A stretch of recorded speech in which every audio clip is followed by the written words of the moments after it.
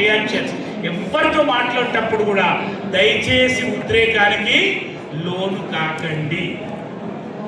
ఉద్రేకానికి loan కావద్దు. Maintain consistency. ఏది చెప్తామో 10 సార్లు అడిగినా అదే చెప్పాలి అంతే. తర్వాత కమ్యూనికేటర్లీ ముందే పంపించండి ఇన్ఫర్మేషన్ని. ఫీ కలెక్షన్ అప్పుడే జనరల్గా మనకి ప్రాబ్లమ్స్ వస్తాయి. అప్పుడు ఏం చేయాలో నేను నెక్స్ట్ స్లైడ్లో చెప్తాను. ఓకే సార్, రెండోది ఏంటి సార్? కమ్యూనికేటర్. రైట్. ఓకే, అంటే క్లాస్లో కూడా ఇట్లనే అందరూ ఒకేలాగా వినరు. వినని వాళ్ళని ఖచ్చితంగా చెయ్యలేకపోతున్నామేమో దయచేసి దాన్ని గుర్తించండి. ఒక ఇంగ్లీష్ మీడియం స్కూల్ కరస్పాండెంట్ అంటే మీరు బాగా గుర్తుపెట్టుకోండి. మన దగ్గరికి వస్తే మనం స్కూల్ లీడర్ లాగా ఉండాలి కానీ పొలిటికల్ లీడర్ లాగా ఉండకూడదని నేను అనుకుంటున్నాను. దయచేసి దాన్ని దృష్టిలో పెట్టుకోండి. ఓకే, మనం స్కూల్ లీడర్ లాగా ఉండాలి కానీ మనం దారికారి లాగా ఉండొద్దు అనుకుంటున్నాను. మన స్కూల్ లీడర్ లాగా ఉండాలి కానీ బాగా బంగారం వ్యాపారం లాగా ఉండకూడదని నేను అంటాను.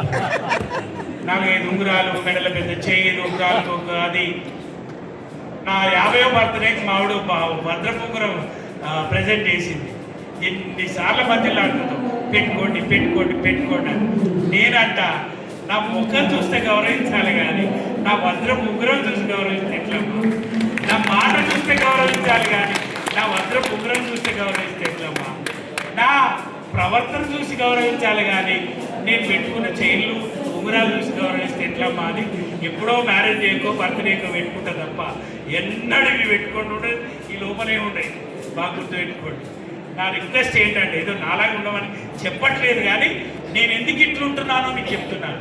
ఒక స్కూల్ లీడర్ అంటే ఎట్లుండాలి అని అంటే 100% మీకు రానున్న రోజుల్లో మనం ఫస్ట్ జనరేషన్ ఫ్యామిలీస్తో పనిచేయట్లేదు.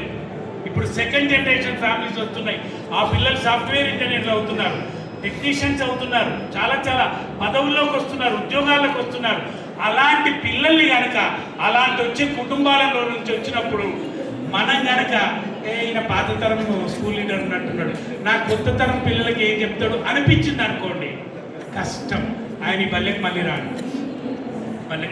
దయచేసి దీన్ని గుర్తుపెట్టుకోండి. Hour language, hour